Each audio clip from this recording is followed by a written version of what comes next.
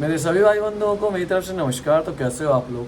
तो इसी वीडियो में मैं आपको अपना ऑडिट और एफएमएसएम का एग्ज़ाम का रिव्यू देने वाला हूँ कि कैसे का एग्ज़ाम, कैसा एग्ज़ाम मेरे को लगा, टफ था, मीडियम था, जो भी था।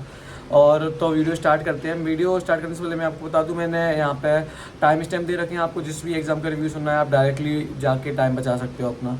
तो वीडियो स्टार्ट करते हैं। वीडियो स्टार्ट करने से पहले एक छोटी सी इन्फॉर्मेशन शेयर करना चाहता हूँ। 10th बोर्ड्स के रिजल्ट आ गए हैं और सब अच्छे मार्क्स से पास भी हो गए होंगे, या आपके छोटे भाई बहन वगैरह होंगे जो भी 10th का रिजल्ट जिनका आया है, कॉमर्स सब्जेक्ट लेने वाले हैं या ले चुके होंगे, तो उन लोगों के लिए बहुत ही ज़्यादा गुड न्यूज़ है कि फिजिक्स वाला लेके आ गया है कॉमर्स वाला। अगर आप क्लास 11th स्टूडेंट हैं तो आरम 2025 एंड आरम प्रो 2025, और अगर आप क्लास 12th स्टूडेंट हो तो कौटिल्य 2025 और Kautilya pro 2025। This is a wholesome batch जहां आपको हार्ड कोर सब्जेक्ट्स के बेसिक से लेकर एडवांस तक की तैयारी करवाई जाएगी, वो भी घर बैठे ऑनलाइन मोड में। तो आप कहीं से भी किसी भी कोने से तैयारी कर सकते हो। आरंभ और कौटिल्य बैच में मिलेंगे आपको live and recorded classes, DPPs, notes और साथ ही साथ ऑब्जेक्टिव टेस्ट भी। अगर मैं बात करूं आरंभ प्रो एंड कौटिल्य प्रो 2025 के बैच की, तो इसमें आपको साथ ही साथ मिलेंगे हार्ड कॉपी बुक्स भी, master test series with evolution और उसके साथ और भी बहुत कुछ, जिससे आपकी प्रिपरेशन भी और प्रो बन जाएगी।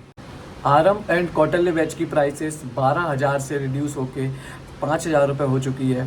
और अगर हम आरंभ एंड कौटिल्य प्रो 2025 की बात करें तो उनकी प्राइस 18,000 से रिड्यूस होकर 7,500 रुपये हो चुकी है। तो मुझे नहीं लगता इतने अफोर्डेबल प्राइस में आपको कहीं भी ऐसी क्लासेस मिलने वाली हैं। तो जल्दी से जाके आप डिस्क्रिप्शन में लिंक दे रखिए, तो आप एक बार चेक कर लीजिए। और उसमें भी आप अपने भाई का कोड YP200 का यूज़ करते हो तो आपको 200 रुपये का एडिशनल डिस्काउंट और भी मिल जाएगा। तो देर किस बात की है, डिस्क्रिप्शन में सारी लिंक है, जाके एक बार चेक जरूर कर लीजिएगा। तो अब हम अपनी वीडियो में आगे बढ़ते हैं। तो सबसे पहले एग्ज़ाम था ऑडिट का, तो ऑडिट की बात करते हैं। ऑडिट का पेपर वैसे मेरे हिसाब से तो ठीक ही आया था, क्योंकि पिछले टाइम से जैसे आ रहे थे टफ पेपर आते जा रहे थे, और उतने लेवल का तो इस बार का नहीं लगा। और प्रिपरेशन तो देखो, 2 सब्जेक्ट वाले लोग तो ऑडिट की ही सबसे ज़्यादा प्रिपरेशन करके गए होंगे, जहाँ तक मुझे पता है।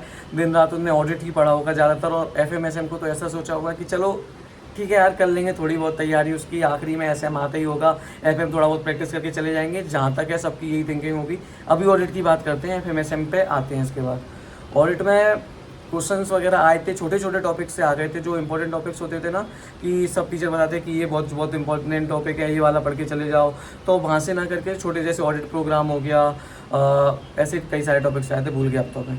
तो अभी याद भी नहीं करना और ऑडिट के एग्ज़ाम को और एफएमएसएम के एग्ज़ाम को। तो फिर भी ये ठीक गया, जितनी एक्सपेक्टेशन के साथ में गया था उतने मार्क्स आने का है, मतलब 50 मार्क्स तक आने का बन रहा है। बाकी कटते बहुत ज़्यादा हैं, तो कुछ उम्मीद नहीं कर सकते कितने देंगे ये लोग, क्योंकि मैंने अपनी कॉपीज़ देखी हैं तो पता नहीं कितने काटते हैं यार। अपनी मैंने कॉपीज़ मंगा के देखी थी, सही लिखने के बाद भी नंबर आधे आधे मिलते हैं। तो करके भी आओ ना अच्छा, तो भी कॉन्फिडेंस नहीं रहता। तो बस उम्मीद है कि 50 तक आ जाएँ, 45-50। और उसके बाद फिर अगला एग्ज़ाम एफएमएसएम। अब एफएमएसएम का एग्ज़ाम मैंने पहली बार देखा, अपना रिव्यू बताता हूँ। तो मैंने क्वेश्चन पढ़े, पहले तो मैंने हाथ जोड़े यार पेपर अच्छा आ जाए, क्योंकि इसमें 60 लाने कैसे भी करके, वरना एग्रीगेट में फंस जाऊँगा। तो एफएमएसएम का पेपर खोला, रेशियो क्वेश्चन देख के लगा चल बन जाएगा यार, करने बैठूंगा ऐसे तो। और थोड़े बहुत फॉर्मूले भी याद ही थे उसके, जितने दिख रहे थे उसमें। हाँ ठीक है, अगला क्वेश्चन देखा कि हाँ हो जाएगा, पर ये नहीं देख रहा था कि ये सारे कितने टाइम लेने वाले क्वेश्चन हैं। फिर जैसे ही मैंने एग्जाम लिखना शुरू करा, मैंने बोला एफएम लिख देता हूँ, पहले पूरी एफएम खत्म कर देता हूँ, जल्दी जल्दी हाल हो जाएगी। तो मैं सोचा रेशियो ज़्यादा से ज़्यादा 5-6-10 मिनट मैक्स में लगेंगे और हो जाएगा, पर उस क्वेश्चन में 20-22 मिनट लग गए और तब भी वो सॉल्व नहीं हुआ। उसमें नंबर मिलने का कोई चांस नहीं, 1 नंबर मिल जाएगा, शायद थोड़ा बहुत सॉल्व करके आया था, और 20 मिनट भी चले गए।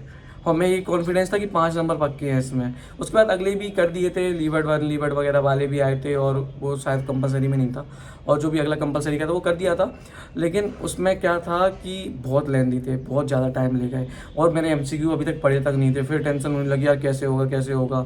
और एमसीक्यू में अभी आपको लोगों को पता ही होगा, वो 10 मार्क्स का इतना बड़ा क्वेश्चन, उससे सॉल्व करने में मेरी तो पहले उसके भी मैं सॉल्व करने गया, फिर बैंड बज गई, फिर कर दिया जैसे भी किया। आप ये मत पूछना कैसे किया। और उसके बाद और आगे जाएं एसएम के एग्ज़ाम पे, तो एसएम का एग्ज़ाम मतलब ऐसा था कि केस लॉ दिए थे, लेकिन उसके बाद आखिरी में दे दिया था डायरेक्ट क्या क्या क्वेश्चन पूछा है उनने। तो मैं तो देखो नए नए टॉपिक्स पढ़ के आया था, तो उसमें से 2-3 आ गए थे। तो एसएम तो फिर भी ठीक गया मेरा, बाकी नंबर नहीं मिलते इतना मेरे को पता है। मैंने अपनी कॉपी देखी है, बिल्कुल एग्जैक्ट हेडिंग लिखने के बाद भी नंबर नहीं मिलते। तो ज़्यादा नंबर तो एक्सपेक्ट मैं बिल्कुल भी नहीं कर रहा हूँ, ना एसएम में, ना एफएम में, ना ऑडिट में। FM में फिर भी आपने सही किया है तो आपको फुल मार्क्स मिल सकते हैं, लेकिन SM और ऑडिट में तो भूल ही जाओ, आपको अच्छे मार्क्स मिल सकते हैं 80 लिखने के बाद भी। हाँ, 5 सही बिल्कुल एग्जैक्ट पॉइंट लिखोगे तो 5 में 3.5 मिल जाएंगे, और नॉर्मल पॉइंट्स लिखे होंगे, अंदर का सीन लिखा होगा तो 5 में से 2 ढाई बस इतने ही मिल पाएंगे।